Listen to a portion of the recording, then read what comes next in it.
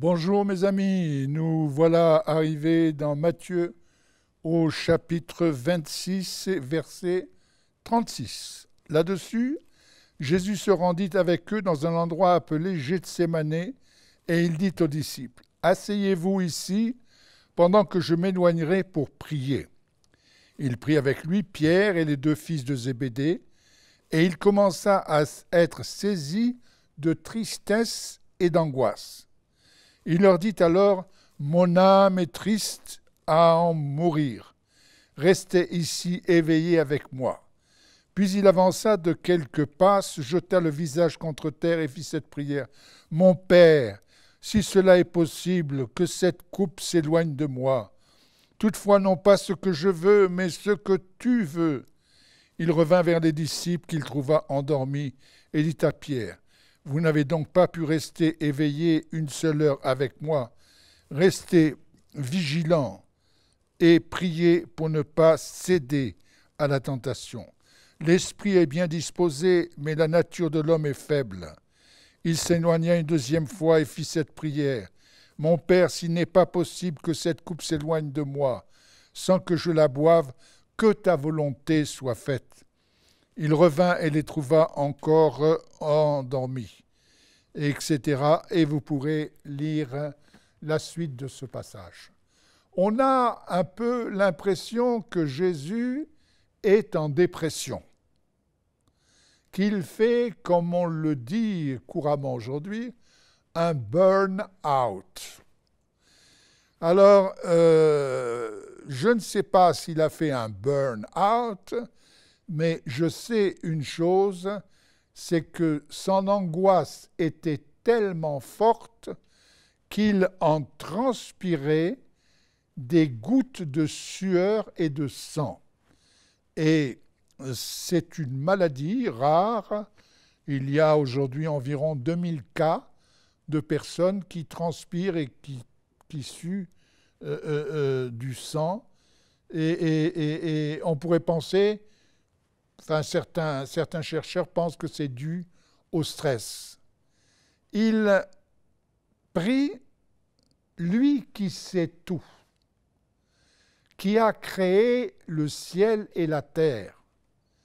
Il est la parole et se retrouve maintenant à 24 heures du moment fatidique où il devra mourir sur la croix pour la guérison des malades, la guérison des corps et pour le salut de tous les pécheurs.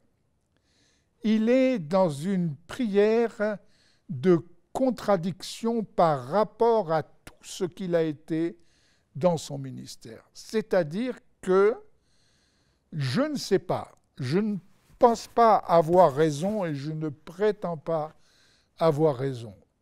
Mais il semble que la prière qu'il fait, ce soit « Seigneur, est-ce que c'est vraiment nécessaire que je passe par la croix ?» Est-ce qu'il avait peur de mourir? Il avait peur de mourir comme crucifié, comme un bandit. On ne sait pas, la Bible ne nous le dit pas, mais son combat a été très très intense. Et il est abandonné par ses proches qui n'ont pas pu tenir le coup et la tension qu'il y avait dans ce combat. C'est important pour nous de savoir que Dieu reste souverain en toutes choses. Il fait ce qu'il veut, quand il veut, avec qui il veut. Il est le souverain de tout l'univers. Et là, il semblerait que Jésus force la main de Dieu pour lui dire « Est-ce qu'on ne pourrait pas s'arranger autrement ?»